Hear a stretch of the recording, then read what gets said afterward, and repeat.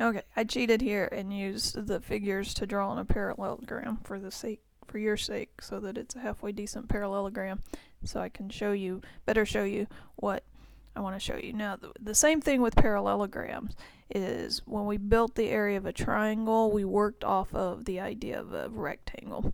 We're going to kind of do the same thing. All of these figures really build off of the idea of a rectangle. So we cover rectangles first, but squares are rectangles, so you got the square, and a triangle is half of a rectangle. And so you got the area of a triangle. Now let's look at parallelogram. Now, parallelogram looks like a rectangle that's been slapped upside the head a little bit. And so the temptation there is just to take this length and multiply it along that length, and you got the area of a parallelogram, but that does not work.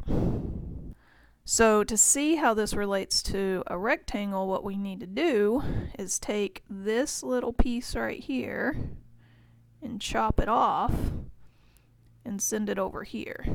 And if we do that, then what we have is a rectangle.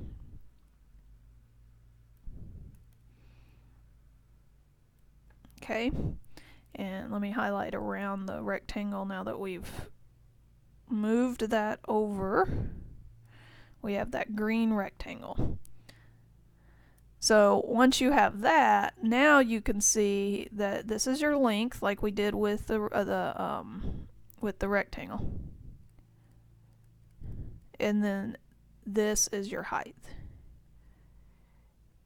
But before, what I was saying you can't use for your height is along the diagonal. That doesn't work. You're not going to measure that literal length of the side of a parallelogram. So if we go back to what that height is, this distance right here is actually this distance right here. So now that we have all that drawn in, what I'm going to do is erase all of my embellishments, and so you can see what that is in the original parallelogram. So when we get back to the original parallelogram, that height there is actually similar to what we were doing with the triangle, because it's perpendicular to the base, or to the length here. And because of that, we're going to use that same language with parallelograms. Instead of calling this the length, we're going to call it the base.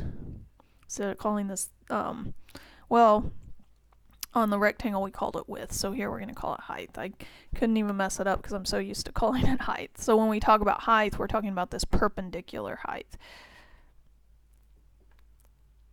So then what that means is that, when we talked about the area of a rectangle, we talked about it being the length times the width. It's going to be the same idea with the parallelogram, except we're going to use base times height, where again the base is going to be the perpendicular measurement from one of the parallel sides to the other parallel side. So the formula for a parallelogram, for the area of a parallelogram, is base times height, where the height is the perpendicular length between two parallel sides.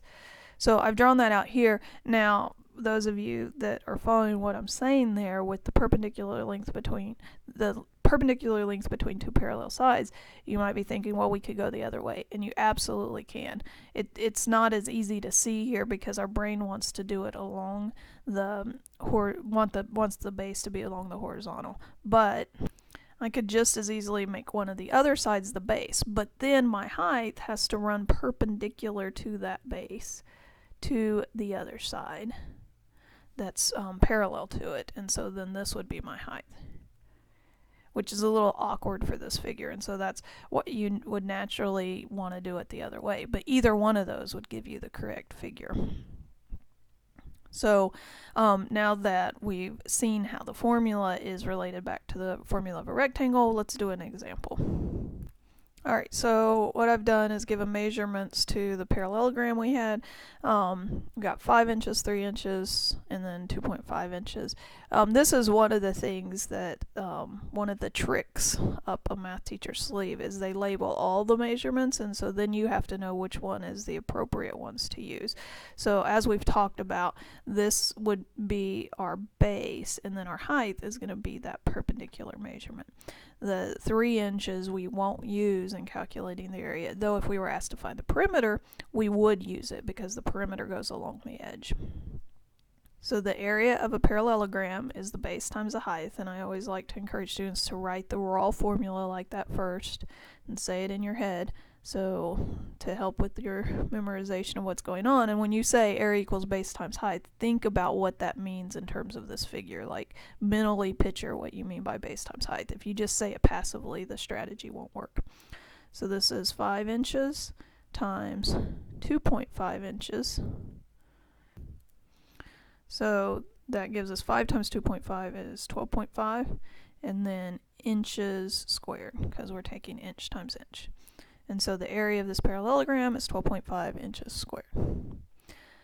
Alright, so now that we have parallelograms down, we will switch to trapezoids, which is fun to say, if nothing else.